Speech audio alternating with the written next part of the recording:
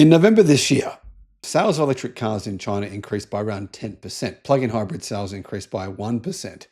And that meant that EV sales hit an all-time record in China. The numbers looked amazing. I mean, I'm thinking to myself, 60% of all cars at the biggest car market in the world, 60% are now either EVs or plug-in hybrids, with 60% of those being fully electric.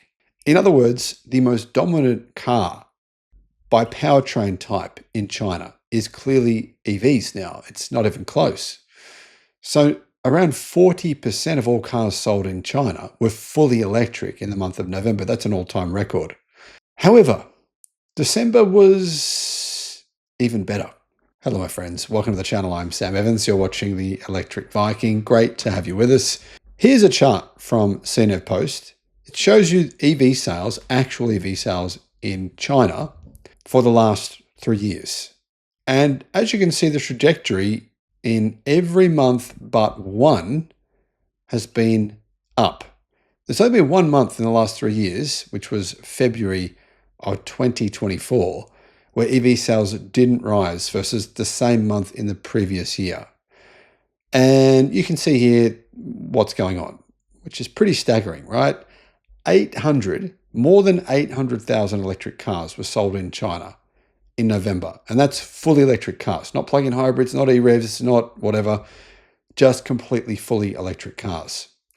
I did a video recently saying that hybrids are dead because hybrid sales in China have stalled, as in they've been going down for the last few months. And EV sales are continuing to increase.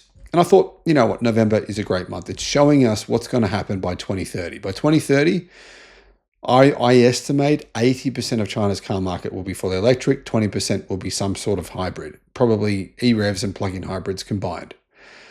But the trend is interesting because the global media keep pretending as though this isn't happening. They keep saying, well, EV sales are going down, which is completely false. As you can see, they're not. But December was an even better year. Now, Car News China has just reported that in December, the overall market in China has gone down, right? Sales in China in the first week of December have gone down, but sales of EVs as a percentage of all cars sold hit a record high. So new energy vehicle sales, as in a combination of plug-in hybrids and EVs, with EVs making up the majority of those sales, hit 64% in December, 64%. Now that's up from 60% in November. Now, if we're already at 64% in December of this year, I think it's pretty safe to say we'll hit 90% minimum by 2030. And that will mean that, well, considering about 34 million cars are sold worldwide in China, nearly 40% global market share for the entire global car market is China, yeah?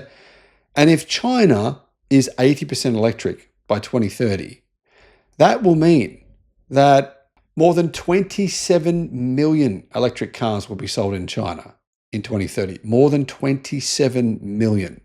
The entire global car market is only around, well, just under 80 million sales per year. If you put two and two together and you work out that actually global EV sales outside of China, Europe, and North America have increased by 48% this year. Some countries are at well above 50%, places you've never heard of. For example, places like Ukraine, Nepal, and others. Thailand, EV sales have skyrocketed.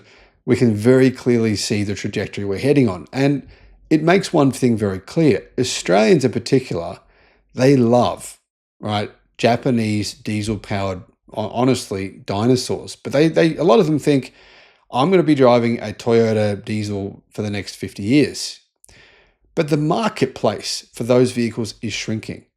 And even though at this point in time, Toyota is still selling a lot of cars, it's sort of like, you know, BlackBerry and Nokia, they were selling a lot of phones before they weren't. And I think we're right on that precipice. Let me know what you think.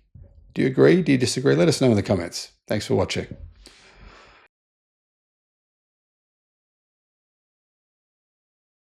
China is now allowing Tesla to transfer data for full self-driving overseas. This is a huge change to China's policy when it comes to Tesla and the data that they collect from Chinese roads, businesses, everywhere you can think of.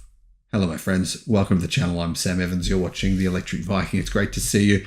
biggest thing for Tesla right now is artificial intelligence, data collection, training their neural networks, improving their Tesla bot, and actually getting Tesla's full self-driving to be approved by regulators. And Tesla think that they can do that within the next year. If you ask Elon Musk, even sooner than that, based on Tesla's newest full self-driving update, which is about to come out within the next couple of weeks. Musk believes interventions will be almost eliminated. You're talking very close to being permissible full self-driving. Very, very close. And Tesla obviously is about to remove the nanny. So remove the necessary part of nagging in the car, where you've got to hold it nags you. Tesla's going to apparently remove that, which would be, it really would put them in a position where more people would be having lawsuits against Tesla. That assumes that full self-driving isn't, amazing or better than a human driver. It very well may be by the end of this year. Who knows? Shanghai has compiled a list of data that can be transferred overseas without security assessments. And this document was seen by Reuters, meaning Tesla is now open to transfer data it records through its vehicles. And it has obviously hundreds of thousands of vehicles driving the roads in China. Now, the idea here, guys, is that those vehicles collect data. Tesla uses that data to train its neural nets for its artificial intelligence, for its full self-driving software. And Tesla really wants to get this approved in China. Now, it can then pivot away from just selling cars in China's real, bloodbath, as Xpeng CEO called it, where automakers, almost all of them, are selling at a loss now. Foreign firms, including financial companies and automakers like Tesla, have lobbied Chinese authorities to permit cross-border data sharing after Beijing tightened controls over domestically generated data in a national security drive. Now, as you know, you can't technically use things like YouTube and Twitter in China. There's a lot the Chinese government bans, and this is all part of that kind of protection stuff.